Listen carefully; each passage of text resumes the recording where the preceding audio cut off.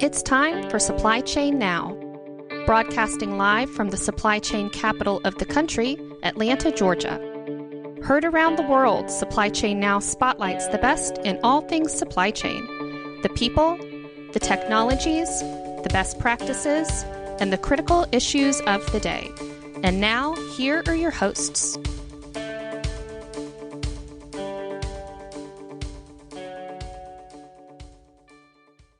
Hey, good afternoon. Scott Luton and Greg White with you here on Supply Chain Now. Welcome to today's show. Greg, how you doing? I'm doing quite well. I'm pretty excited to have this discussion because usually we talk to stodgy old supply chain people, right?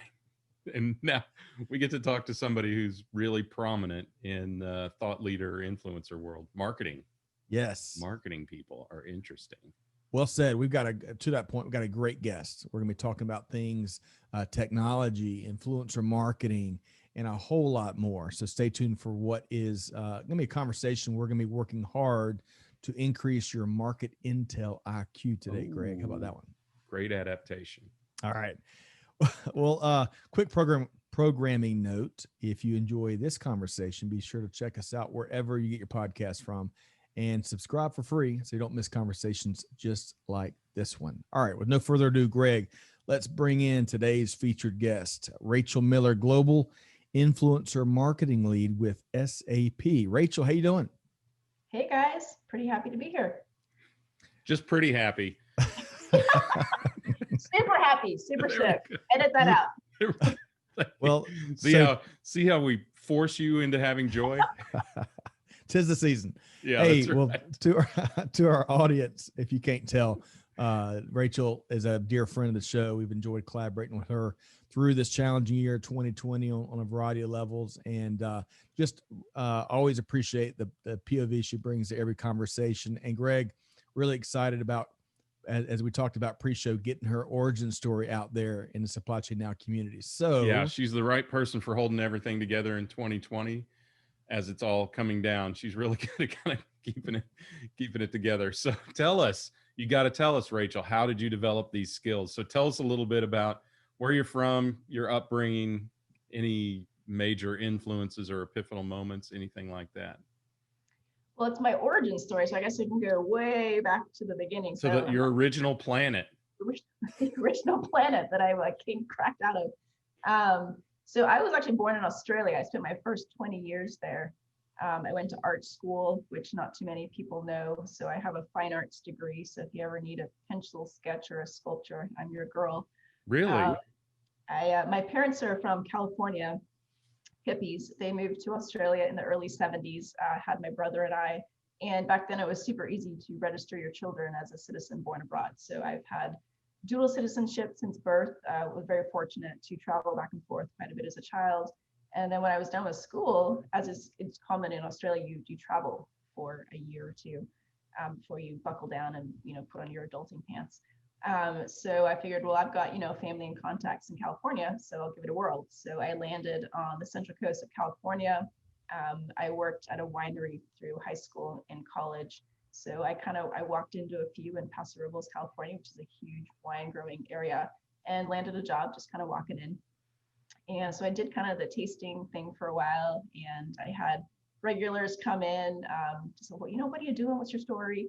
And that kind of led to a number of jobs. So I started working at a shoe retailer, then a sales training company, and it kind of took off from there.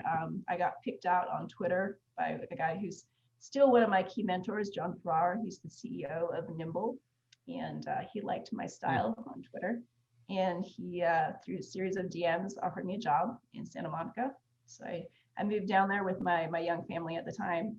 And that's kind of where I kind of hit the big time from there. That was when content marketing was really big. And that was a really cool segue into influencer marketing, because you're identifying bloggers, new voices. And I kind of just got picked up from number of agencies to here we are today at SAP. So I don't want, we'll just pretend you were 17 when you did all this, and you're much younger than we are. So it's okay for us to ask you this. So about when was that, when you kind of moved and content marketing got big, and then transferred into influencer marketing? I'm curious. So probably like around 2009, 2010 Okay. was kind of when SEO, content marketing, was really, people are starting to take note of what link building was, kind of like paying attention to the type of content people are posting, more specifically where you're posting it, like where are you gaining the most authority.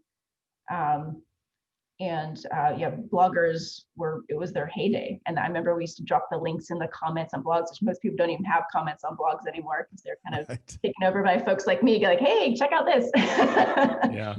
We ruined it. Marketers are always ruining something. And finding something new.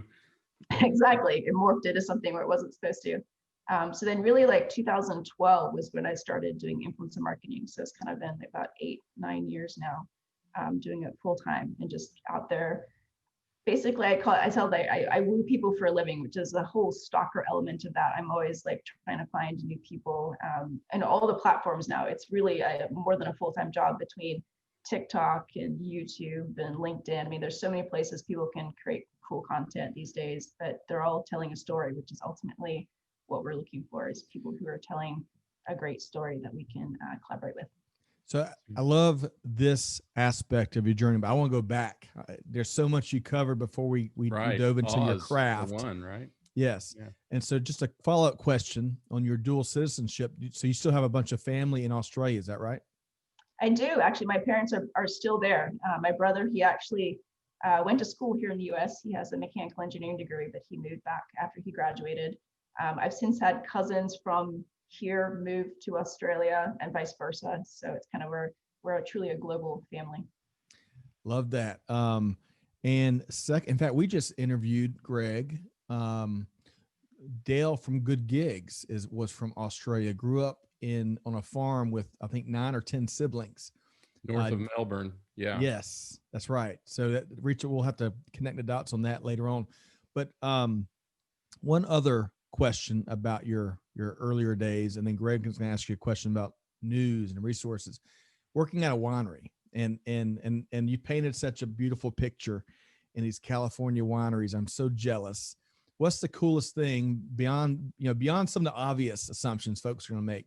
What's the coolest thing working on a beautiful vineyard and winery in California? I think it's meeting people and getting to know people. I think that's one thing that is the favorite thing about my job now, is that I spend all day meeting new people. People walk in, and I moved around quite a bit as a kid, so I think I kind of honed my people skills. I was never the extrovert.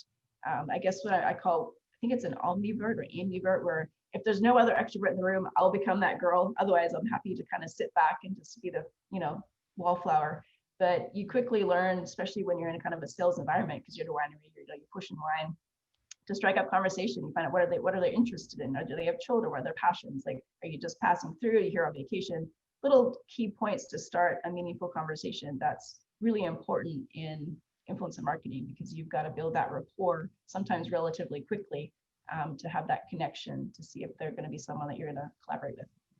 Love that. And then one final industry related note. I love following your beer tasting accomplishments and observations on Twitter. In fact, in general, you're a great Twitter follow, by the way. So we'll make sure we include that in the show notes of today's episode. All right. So Greg, we've got to leave one of our favorite topics of wine and beer. And let's talk about good news and meaningful, accurate news in this day and age. Do we have to leave wine and beer? Because what's better news than that? I mean, really. Yeah. Okay. So one question, another throwback question: where in Oz are you from? So I grew up in the southwest of Western Australia, which is, so we have Perth, which is our major city. Mm-hmm. It's about 3 hours south. So it's a wine growing region, very beachy. So we have a lot of surfing, kind of a touristy kind of environment, which was very small when I was there, but it's in obviously 20 years, it's blossomed. Right. So it's a great place to visit. Yeah. And I don't think people remember, so I'm going to remind them. Australia is the continent of Oceania, right? So when you think about driving in Oz, first of all, it's virtually impossible because the inner part of the country is all dirt roads, and it is thousands and thousands of actual imperial miles across there. So it is a massive, massive place. And I think Yeah, people sometimes forget that, don't they, Rachel? they truly do. People are always surprised, and they think I'm joking when I said the Australia is almost the same size as the continental US in many Right. ways. Like I think it's slightly smaller, but of course the middle part is inhospitable. It's just like living on the sun. And there are roads that you can take that cross, but it takes weeks. And there's no gas stations, so you really have to prepare, because it's not like driving across the US where every 5 miles there's a Starbucks. It's not like that at all. You have to have some contingency plans for sure. That should be a YouTube channel unto itself, watching those big truck trains drive across Oz on the dirt at 90 miles an hour, pulling their own fuel along with the cargo that they're pulling, right? Yeah, those are some hardcore long haul truckers for sure. That's supply chain at its like extreme. Right. That is hardcore for sure. All right, so you're an OG in the influencer world, so original gangster, in case you don't know that. So sorry, I didn't realize anyone didn't know what that meant, so you must have a ton of resources for information to either help people post about, or just to keep you informed on what's going on in the world. So tell us, where do you get your best or even most favorite information from? I'm going to say Twitter, just because it's the most up to date all the time. I follow a lot of really great people. I think that is definitely a benefit of being in this industry for a long time. I have key resources that are not publications, they're just individuals. And whether they're creating content or commenting on content, which is sometimes even more valuable, just getting their kind of insights on something that's trending or something that somebody else has written, or even a campaign. We're like, oh, we're all looking at, oh, that was a cool thing that just came out. Like, what could they have done better? Or what did we all really like about it? Yeah, I think but Twitter is my go-to for a number of reasons, for just finding the latest and greatest and finding new people, because it's so accessible. It's kind of the great equalizer. You can contact anybody, which is really cool. Love that. And it's so versatile. Whatever your interests are, you can find a community and great people to follow, informative people to follow on Twitter. And at the same time, you got folks that I think are big anti-Twitter fans. They don't take the time to really dive in and find where the great value is. They buy into all the stereotypes. But man, I'm with you, Rachel. I think it's, I'm on every day. You can find the articles, you can find the resources, you can find the thought leaders, and it's amazing the message you can convey in whatever the limit is now, 240 characters. The powerful I'm a bit message. mad about that though. The whole 280 characters, it's too many. I really liked it when it was 140, because if you couldn't say it in 140 characters, you did not know what you're talking about. Now you can write an essay, and it's like, you are the Albert Einstein of Twitter, right? If Twitter had been around, Albert Einstein would have said, instead of 30 seconds, if you can't say it in 140 characters, you don't know it well enough. Exactly. Yep. Love it. Get that on a t-shirt. Yeah. Yeah, that's right. So you've already shared some of your professional journey, Rachel, and kind of taking us back a moment ago to how you arrived at SAP and how you were on the kind of the cutting edge of the influencer movement, so to speak. But I want to talk about your journey again, and what's one in particular, what's one of those positions? I mean, I think your time, as you described it, at the winery, really helped shape your approach to business. It sounds. What else from a position to help shape your worldview, or even a eureka moment that you garnered through that journey? Tell us more about that. I worked for a company called Impact Marketing Systems. They were a sales training company, which worked with a lot of big technology companies. So even before I was in tech, I was designing sales and customer service training programs for these companies. So I know CX and UX, it's all such a hot topic these days, but learning those skills, I guess, from the inside out was really fundamental to the way I operate. And I think just having the customer service skills that anyone, like whether it be a waitress or be in kind of a wine tasting environment where you gotta have your game face on all the time, be really careful of how you present things, the tone of your voice. It all plays into what I do now. And I've been really grateful for every stop I've had along my career journey, because it wasn't a straight line by any means. Obviously, art school to sales training to, you know, a design job to content marketing, I was like, boop, boop, boop, boop. But they all make sense. I use all of those skills, even what I learned in art school. The biggest takeaway from there was I can take criticism like a boss, because you know, you spend 6 months working on something and then your instructor comes in and just rips it to shreds, and they're like, don't take it personal. And you're like, that was literally like my baby. Yeah. Stomped all no, over that was it. very personal. Isn't art very? It was my very heart, you know, especially at that age. You know, I'm Right. like 18, and you're like, you crushed me. Don't take it personal. But I've got, you know, my skin is thicker now, and yeah, and I think I love feedback. I actually get more concerned when I don't get feedback. So yeah, every stop has been really fundamental to getting me the skill set I need to execute my daily job. Love that. We're going to talk more about that in just a moment. Hey, really quick, you mentioned CX and UX, and for our community here that might be tuned in, she's talking about customer experience, user experience, and one other X is EX that we hear a lot about. You don't hear that acronym as much, but employee experience is something that's getting a lot of attention, rightfully so, in a year like 2020 when we had to really double down to protect our employees and team members on a variety of levels. So I appreciate you bringing up that. I was late to the game in terms of a real appreciation for the discipline that is CX and UX, and I find it fascinating. All right, one final question before we dive more into your current role with Greg. And you've talked about some of the skill sets and some of the key positions, but when you think of that key epiphany or that key moment where you maybe it changed your assumption, of just a key learning moment, you know, that eureka moment we talk so much about in these conversations. What's one you can really point to that really was a profound one as part of your journey? I think I've had several. I guess one thing that I'll toot my own horn about, but I don't do very often, but I think I'm quite skilled at identifying new voices who are going to be something. And I have some people that, you know, they had a very small YouTube channel, or maybe I randomly stumbled upon their podcast late at night, or, you know, I found them doing something like their passion was shining through, but they didn't have the footprint or that catalog of content where we'd be like, oh, yes, that's someone we're going to work with. But you can coach them up and work with them, give them, kind of mentor them, and then they blow up and they and I'm like, oh, you know, get to see my little birdie fly.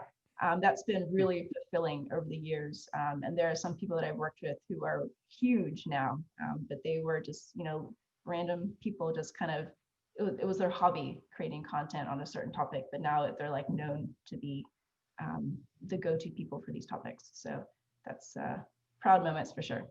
And that kind of like knows that when I wanted to double down in some marketing, I was like, oh, I'm actually quite good at this. So let's get paid for it. So, and here we are.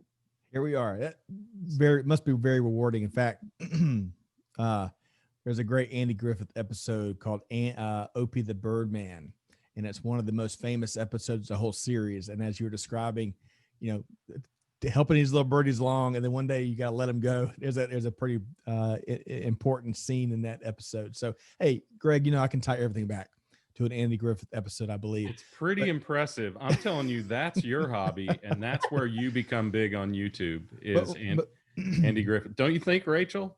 Work with me, Scott. Stick with me, kid. We'll make it happen. But I love that.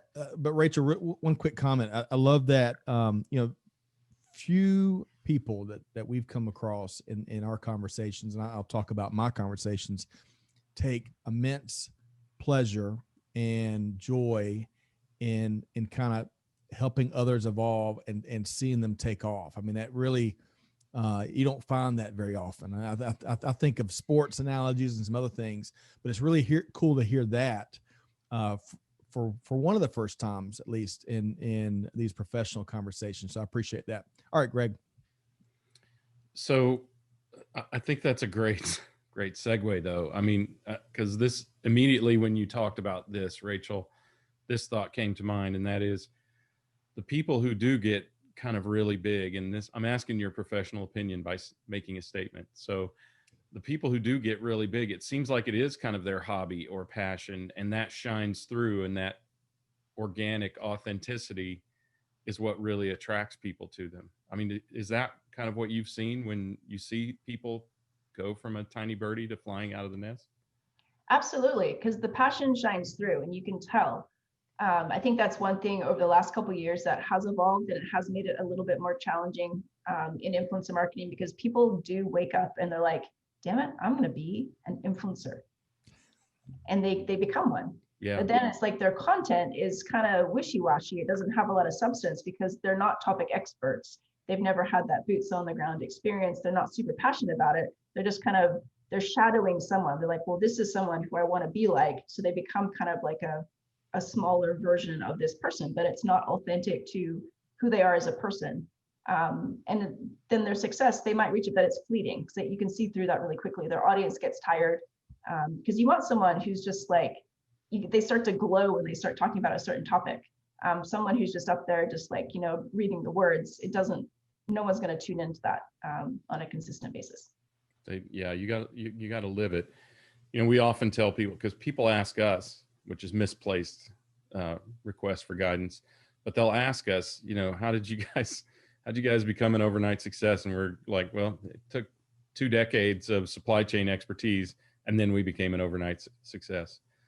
And I think that, I just had a talk with some students, and one of them said, I want to be a supply chain futurist, or a futurist of some sort. How do you do that? And I was like, well, I don't know if I would argue that I'm a futurist, but if you think so, that's one person more than yesterday. So, but I said, you have to really know the topic, right? You have to really know it deeply, live it, frankly. Yes, you have to be a futurist. I think on any topic, you have to have a body of work that backs up your predictions and your insights. Otherwise, you're just saying stuff. Like there's not going to be an 18-year-old analyst, because unless you're analyzing TikTok or something that you've actually maybe done for the last 12 months, right?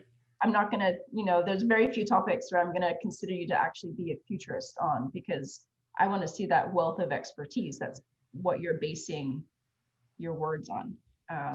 And it's funny, like you said, the overnight success. I always love it when there's like, I think it was like Sheryl Crow when she won like Best New Artist, obviously a long time ago. She was like, oh yeah, I've been doing this for 20 years, but thank you for the award. Yeah. 1994, I believe that was. I think that was 1994. And I remember that. I always remember that, because she had such a quick-witted response to the Best New Artist. She's like, man, I'm older than you, like. Yeah. Right.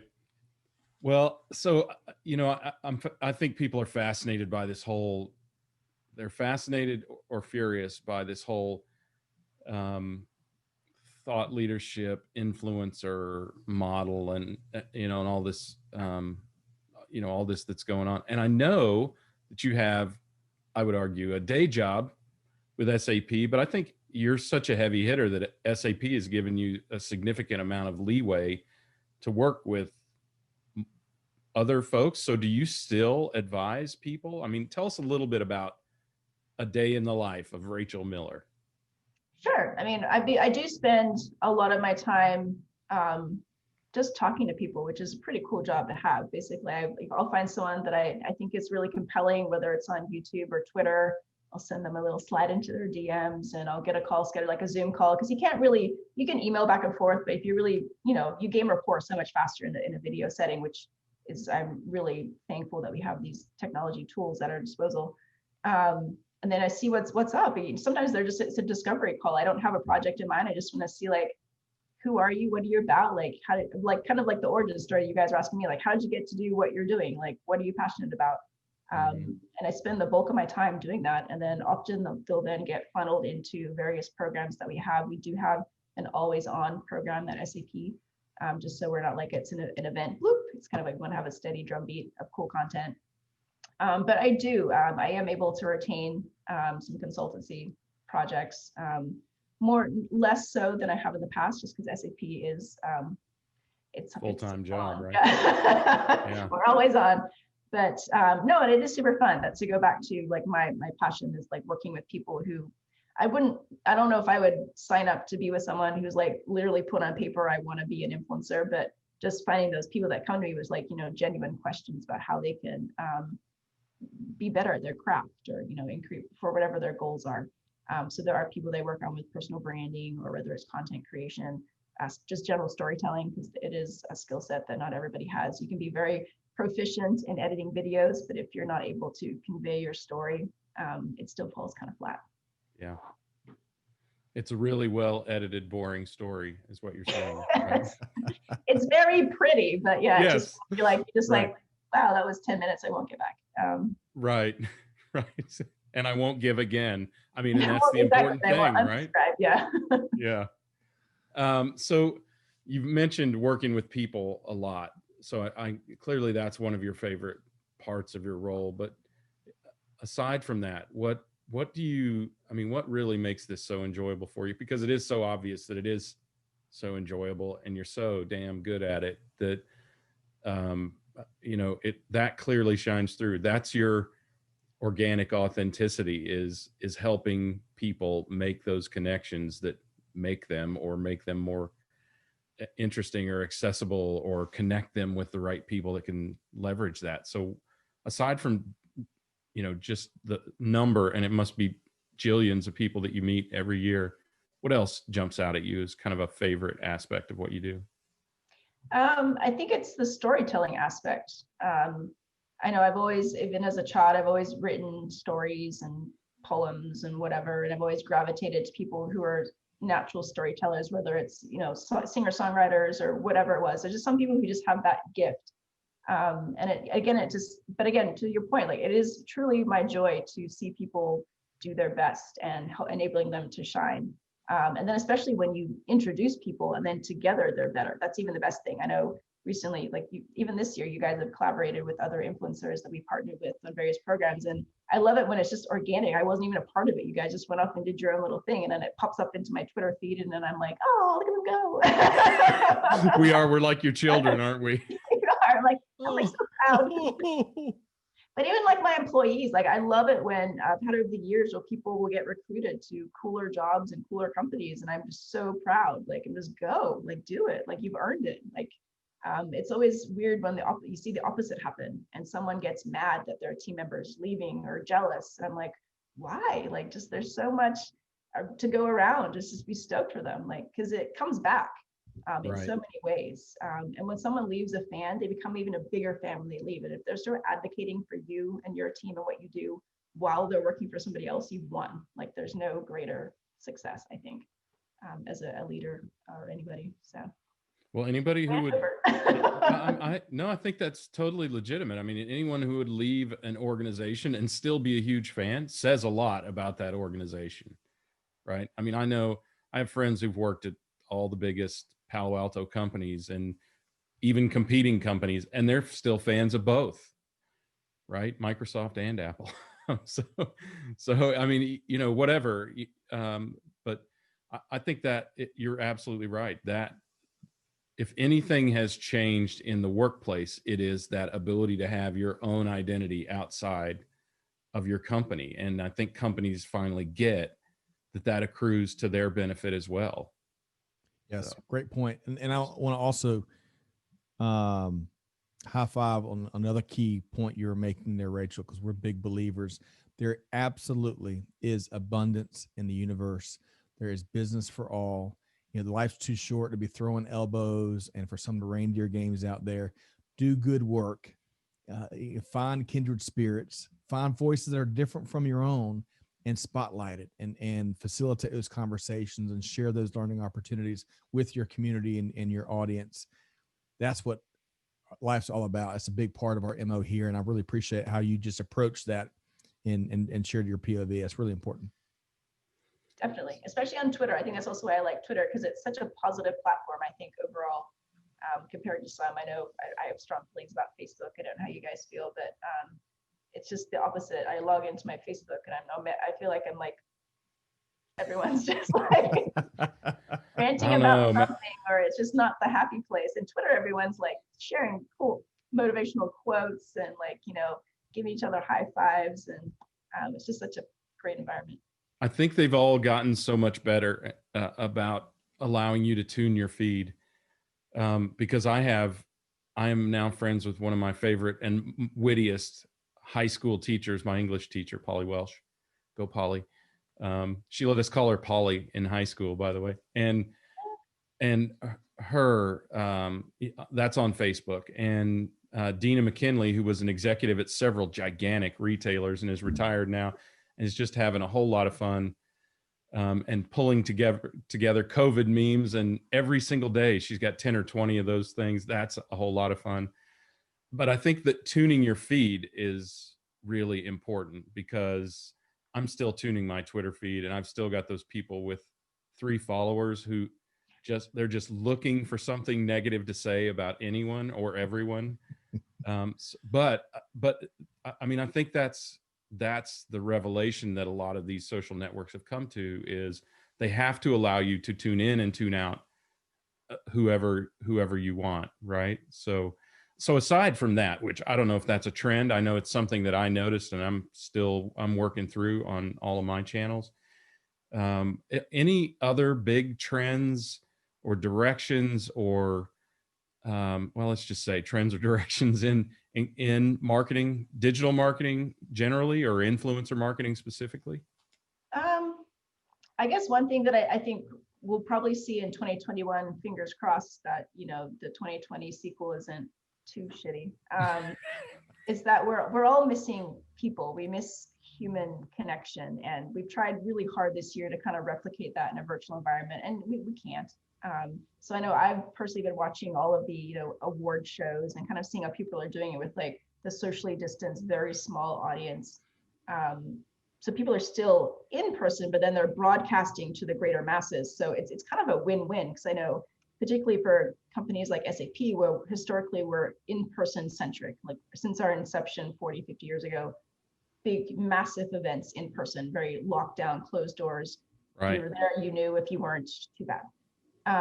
We opened them up this year to hundreds of thousands of people. So it was like we got to spread our message to a huge audience, which was really beneficial.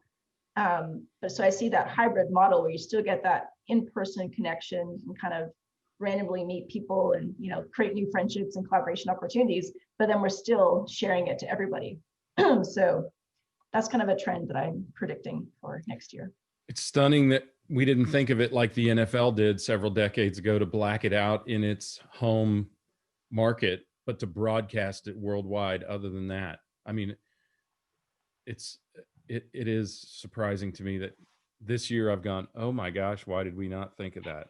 Right? For all those people who can't come, right? At least give them something to watch. It doesn't have to be full access, but I think that's really powerful. And that's a discovery that I've seen so many light bulbs go off with so many companies. AIAG, Scott, I think of immediately, the Automotive Industry Action Group, the very first physical event to go virtual, in case anyone is going to put together a history book on 2020, which I hope they don't. But just think, 2020 next, as of January 1st, is turning 21. So imagine what that's going to be like. Sorry. Anyway, I think that will be a fantastic trend that I hope survives. So speaking of 2021, Rachel, after such a predictable and stable year, I think what we'd like to have you do is let us know let us know what your bold predictions are for 2021. Not all of them, because I'm sure you have hundreds, because you seem like a risk taker, but maybe just 1 or 2 bold predictions for 2021. What do you see coming in the coming year? Well, there's no doubt that Charmin stock is probably going to continue to increase. That's especially, I know in California, we're back to being stay-at-home lockdown again. So Target is now out of toilet paper, which is, I don't know what people think it's so important about stocking up. But yeah, it still blows my mind. But I don't know if it's a bold prediction, but I just think influencer marketing, people just keep thinking of it as a new thing. It's not, though. It's just an extension of word of mouth, which has been around since cavemen were peddling rocks and shells. There's always been that town crier, the person spreading the news. So it's not going away because it's always been around. We just have new tools, new formats, and new ways to communicate. Thank you, Zoom. So no, I think we're just kind of ramping up, especially for B2B companies.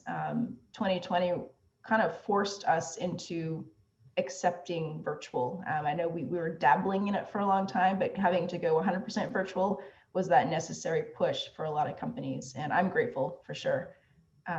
So yeah, not a bold prediction by any means, but I'm really optimistic about what next year holds. That's good to hear.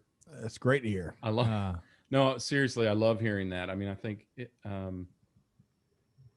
can only be better. So many people say, right? But you're right. There have been a lot of awakenings and changes and transformations and epiphanies this year. And I hope people use them for good in the coming years.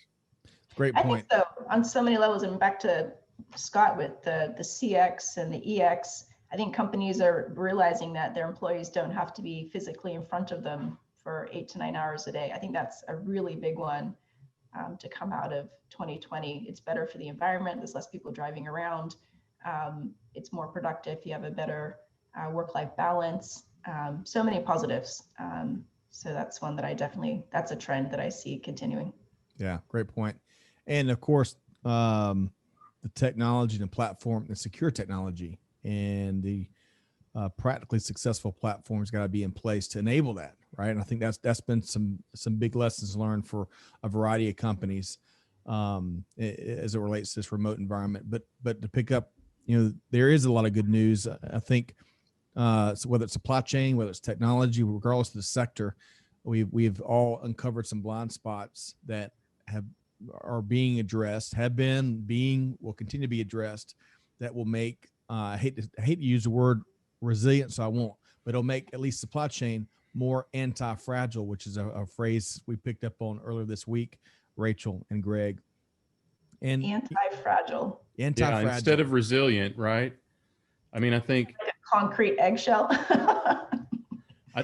Something like that. I mean, I think it's the intent of that term is to give a new perspective on what resilience really means. It is to remove the fragility, not in your supply chain, not just look to recover and have the fragility remain. Right.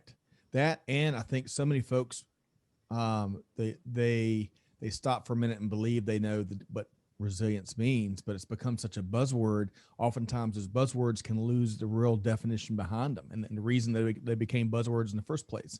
So that's really why we've been embracing more the notion of how fragile organizations are versus how resilient. I think it really changes the conversation a bit, just that simple word choice. But one other big celebration, and then Rachel, I want to get you to weigh in on other things you're tracking globally, is the celebration of the workforce. I think that's one of the other things that we all hope continues into the new year.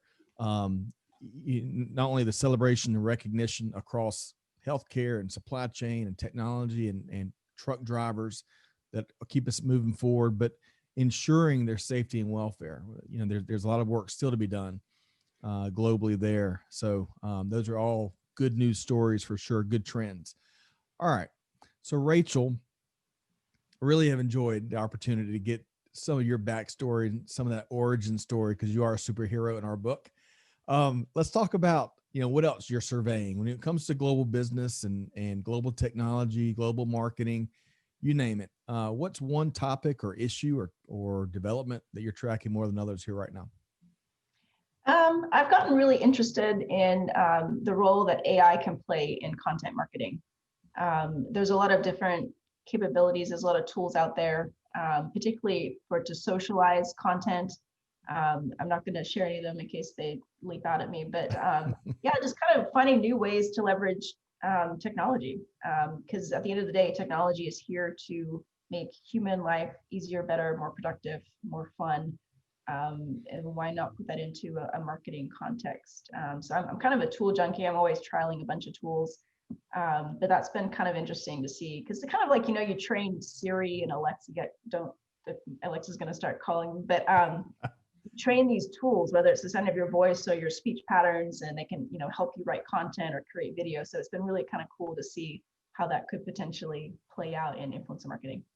Love that. All right. So can I put you on the spot?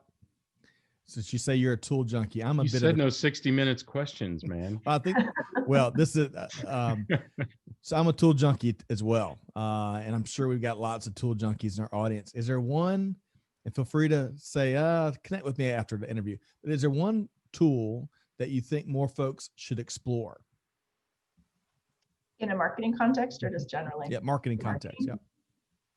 I guess we'll go back to kind of like an AI perspective. There is one tool that I'll give them some props. It's called Try Lately.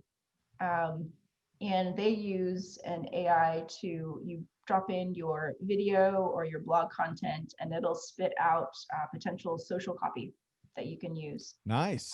And you can kind of yay, nay certain things, and it starts to learn like how you would organically do it. But, we're all time stricken, I guess. Yeah. And I know I share a lot of content, but I also spend a whole lot of time curating and then like trying to share it in a way that people are going to engage and find it useful. So this tool, it's really quite impressive, actually. So I'd invite everybody to trial it and let me know what you think, because it does evolve over time. And after a while, it starts to like, wow, I don't think I could have written that better myself. So it's pretty impressive. Try Lately. I'm going to try. I mean, certainly you give that a try. But you're right. We are time stricken, as you call it, and there's never enough time in the day. Even if you've got teams and you've got folks to help you out. You just don't have enough time. Certainly in the early stage company arena. But it seems like one of the things we didn't talk about right before we close here is, Greg, we talk about it all the time. Some companies just don't get that digital footprint. Leveraging social media channels is like what websites were 25 years ago. It's not a flavor of the month. It's not a passing hobby or something. It's here to stay, and it's here to stay in a very powerful way of getting your story out there, and your POV and your thought leadership and good news and things that you're doing in the community, which is just outstanding. So Greg, we have all kinds of conversations along those lines. Well, 2020 has given us a new perspective on a lot of things, right? Not the least of which is that physical events are much, much less prominent than they've ever been before. Ever been before. And some of them are probably not coming back. Those ones that, and Rachel, you have to have experienced this. I know I have as a technology provider, and I bet SAP has also. You're at this event because you're conspicuous by your absence, not because there's any real value there, right? Mm-hmm. And we were at one of those events right before the wall came down. And I have a feeling that a lot of those type events that don't show real value or direct enough value, they may be gone forever. And even, as we transition to virtual events, people have of course become tired of this Zoom thing and big events. So it's going to be interesting to see how those even virtual events evolve. I think those that are very targeted, that are very topical, that are very educational are the ones that will continue to have value, and they'll have value whether they're physical or whether they're virtual. So yeah, of course, I just believe that this has been another one of those paradigm breakers that we've seen throughout 2020. Yeah. Right. Great point. Absolutely. I think there are a lot of legacy events, and we could name drop a bunch of them that have just, they've been around 20, 30 years. They've just gotten bigger and bigger. They're multi-track. They have competing keynotes. And it dilutes the experience. Cause I know I've been to them and I'm like, well, I really want to go to both, but it's like you miss out. And I've always been a fan of one-track events. They're smaller, they're hyper-focused. You're meeting people who also share interest in the same topic. So the collaboration opportunities are greater. Otherwise you're like, why are you here? Oh, I'm here for mobile UX. I'm like, what are you here for? It's like, oh, I'm here for your completely opposite topic. You're like, oh, right. Well, it makes sense. You're going to hang with the same. you're going to hang with the same 67 people at every show anyway, or within kind of a significant circle in any case. So I think it does give you a lot of focus and allow you to add a lot of value. And if you want to explore, see, that's the other thing about virtual events. If you want to explore a new topic, it's really low overhead to do so. You just pop virtually into another room and you go, it's not as fun as I thought it was going to be, or wow, this is amazing. And I see how it ties into what I'm doing. Or there's the replay option, which is yes, awesome. Because I know there's been events where I couldn't attend because I was doing something else, but I can tune in to watch the replay of the sessions, which you can't do at these physical events because it's a one and done, it's a closed door experience. I also think it's the cost involved. And I think that's another thing that companies and employees are realizing. I know going to events, it might be a 2-day event, but you're gone for a week because you got to get there a day or two before. You're physically at the event, and then there's like the post, whether you're creating content or whatever you're doing. So it's your time away from your actual job and your family and your life, and just the expense of the hotel and the travel. And we don't have to do that anymore. You can get the same experience with this, obviously several exceptions, just from your couch. Yeah, great point. And your favorite beverage, not one that, and one you already own. Not one you have to pay $16 for. Oh, Lord, Vegas. Yeah.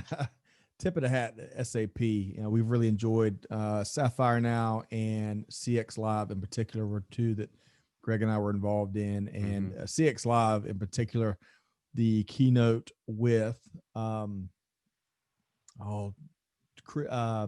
dude, where's my car? Yeah. Oh, Ashton Kutcher. Ashton Kutcher. Yes. Talk about going in with certain expectations and leaving just blown away with what he shared in the authentic, genuine interview and conversation that took place. That alone was worth the price of admission. And it was free to attend. And that's something else, as Greg was alluding to earlier, something that is very noble that many companies are doing despite the costs, despite the resources, despite the investment, but opening up the doors of these events and letting folks make those connections and learn during this trying year of 2020. So big tip of the hat to you and Ursula and the whole team at SAP for driving that and being pioneers in that regard. Okay. There's so much more we could talk about, Rachel, but a pleasure to have you. It's been so neat to kind of have a different conversation amongst everything else we always talk about. Let's make sure our listeners can connect with you. So what's the best way of connecting with you and with SAP? For me, it's gonna be Twitter, just because I spend a lot of time there. Twitter or LinkedIn, those are probably my two go-to. And probably SAP would probably be LinkedIn. That's our top platform for engagement. Just send us a message. Outstanding. We're going to include those links in the show notes, or after that one click to get you, our audience and community, in touch with our featured guests. We've been talking to Rachel Miller, Global Influencer Marketing Lead with SAP, and so much more. Holy cow. Rachel, really have enjoyed our conversation here today and look forward to having you back. We'll do a sequel to this interview, and it will be better. Yes. Yeah. Right. We'll do it in 2021. That is right. But Rachel, really, I'm ready. Thanks so much for joining us here today. Really enjoyed our conversation. And with that, Greg, there's, I got my proverbial 17 pages of notes here. But what's one of the key things that Rachel shared before we sign off here? Storytelling, I think, it's the important thing. I mean, of course, Rachel has a tremendous passion for people, and people are the storytellers. But I think it's, it's really fascinating that we've been being told for decades that marketing is storytelling, right? It's the hero story for your customer. It's the story of how your product, solution, whatever, how it impacts people's lives. And, I think if anything, this is kind of new age storytelling, isn't it? I mean, it is people sharing their story. If you think about what makes someone a true, genuine influencer, it's that they are sharing a story that they are tremendously passionate about. And it happens to inspire some people who go, oh, I like that thing you use. Right. So where'd you get that? Agreed. Thanks. You stole both of the words I was going to use there, because I think we heard a lot about passion from, Yeah. from Rachel's POV here today, and certainly a lot about authenticity and the power of both of those, in addition to storytelling, as you rightfully called out. So great conversation. Huge thanks to Rachel Miller with SAP. Make sure y'all connect with her. Follow her on Twitter. You'll enjoy it. And hey, build those digital relationships. That's the other thing we heard a lot about. That's really important. And you'll be surprised. If you're a naysayer, you'll be surprised about the relationships you can build, the effective ones, successful ones, and meaningful ones you can build digitally. All right. So Greg, we're going to have to wrap it up here. Hey, to our audience, hopefully you enjoyed this conversation as much as we have. So many great takeaways here. Really enjoyed it. If you like conversations like this, check us out at supplychainnow.com. We've got a new website being rolled out in the next few months. We're excited about that project, but it's all about Rachel and Greg enhancing the user and the customer experience, right? Making it more functional and successful and valuable. So look for that. Find us and subscribe wherever you get your podcast from. Hey, we'll challenge you like we challenge our team every single day. Do good, give forward, and be the change that's needed. Be like Rachel Miller. And with that, we'll see you next time here on Supply Chain Now. Thanks, everybody.